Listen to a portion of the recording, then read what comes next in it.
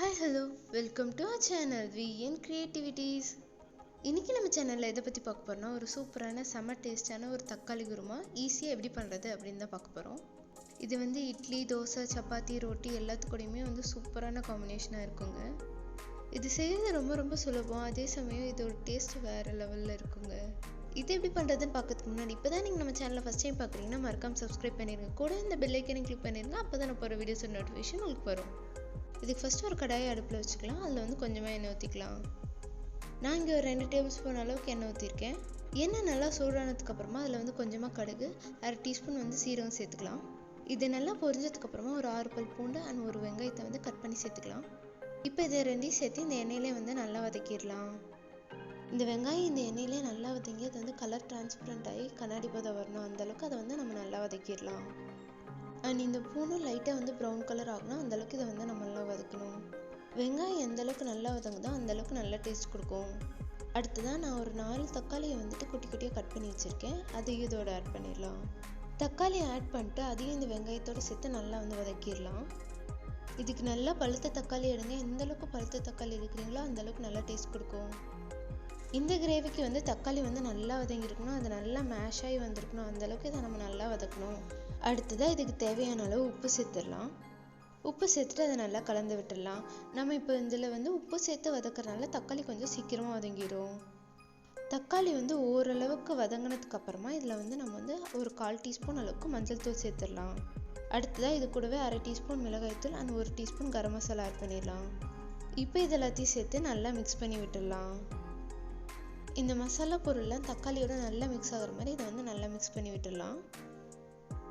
மசாலா பொருட்களை ஆட் பண்ணதுக்கு அப்புறமா அடுப்பை கொஞ்சம் வந்து சிம்மில் வச்சுருங்க. அப்போ தான் வந்துட்டு அடி பிடிக்காமல் இருக்கும். அண்ட் இதை வந்து ஒரு 2 நிமிஷம் நல்லா கைவிடாமல் கிளறிட்டே இருங்க. இப்போ பாருங்கள், இது நல்லா ட்ரை ஆக ஆரம்பிச்சிச்சு. இந்த ஸ்டேஜில் இதில் கொஞ்சமாக தண்ணி ஊற்றிக்கலாம். தண்ணி ஊற்றிட்டு அதை வந்து நல்லா வந்து மிக்ஸ் பண்ணி விட்டுடலாம். இப்போ வந்து அடுப்பை ஹை ஃப்ளேமில் வச்சுருங்க. அடுத்ததாக இது கூட ஒரு 1/2 டீஸ்பூன் அளவுக்கு மல்லித்தூள் ஆட் பண்ணுறேன். மல்லித்தூள் ஆட் பண்ணிட்டு அதையும் வந்து நல்லா மிக்ஸ் பண்ணி விட்டுடலாம். நான் இங்கே வந்து வீட்டில் அரைச்ச மல்லித்தூள் யூஸ் பண்ணுறேன். உங்ககிட்ட என்ன இருக்கோ அதை நீங்கள் யூஸ் பண்ணிக்கோங்க. அடுத்ததாக ஒரு 2 கொத்து அளவுக்கு கருவேப்பிலை இதை வந்து ஆட் பண்ணிக்கிறேன். இப்போ இது எல்லாத்தையும் சேர்த்து நல்லா மிக்ஸ் பண்ணி விட்டுடலாம். இது ஒரு 2 நிமிஷம் கொதிக்கட்டும். அது கொதிக்கிற கேப்லேயே நம்ம வந்து கடல மாவு கலவையும் கரைச்சி வச்சுக்கலாம். நான் இங்கே வந்து ஒரு 3 டேபிள் ஸ்பூன் அளவுக்கு கடல மாவில் கொஞ்சமாக தண்ணி ஊற்றி இந்த மாதிரி நல்லா கரைச்சி எடுத்துக்கிறேன். கடல மாவில் கொஞ்சம் கூட எந்த ஒரு கட்டியும் இல்லாத மாதிரி கரைச்சி எடுத்துக்கலாம். இப்போ இந்த கிரேவி ஒரு 2லேருந்து 3 நிமிஷம் நல்லாவே கொதிச்சிருச்சு. இப்போ இந்த ஸ்டேஜில் நம்ம இந்த கடல மாவு கலவையை ஆட் பண்ணிடலாம். ஆட் பண்ணிட்டு அதை நல்லா மிக்ஸ் பண்ணி விட்டுடலாம். நான் எனக்கு வந்து குழம்பு நல்லா திக்காக வேணும் அப்படிங்கிறதுக்காக நான் ஒரு 3 டேபிள் ஸ்பூன் அளவுக்கு கடல மாவு சேர்த்துருக்கேன். உங்களுக்கு கொஞ்சம் குழம்பு தண்ணியாட்ட வேணும் அப்படின்னா நீங்கள் கொஞ்சம் கம்மியாக போட்டுக்கோங்க. இப்போ இது கூட தேவையான அளவு தண்ணி ஊற்றி ஒரு 2லேருந்து 3 நிமிஷம் அதை வந்து நான் நல்லா கொதிக்க வச்சிடுறேன். உங்களுக்கு இந்த கிரேவி எந்த அளவுக்கு தண்ணியாட்ட வேணுமோ அந்த அளவுக்கு தண்ணி ஆட் பண்ணிடுங்க.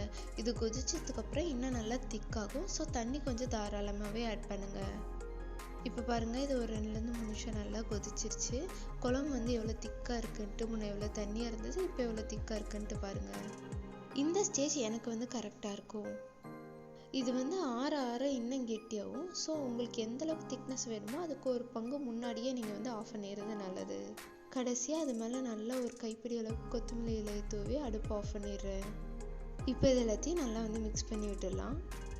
அவ்வளோதாங்க, நம்ம தக்காளி குருமா சூப்பராக ரெடி ஆயிடுச்சு. இனி இதை பரிமாறிட வேண்டியதான். நல்லா இந்த குளிருக்கு சுட சுட இட்லி எடுத்து வச்சு அது மேலே இந்த குழம்பை ஊற்றி அப்படியே சாப்பிடும்போது டேஸ்ட் வேறு லெவலில் இருக்குங்க. இந்த குழம்பு மட்டும் நீங்கள் வச்சு பாருங்கள், இட்லி எப்படி உள்ளே போகுதுன்னே தெரியாது. அண்ட் குழம்ப சாப்பிட மாட்டாங்க, குடிப்பாங்க.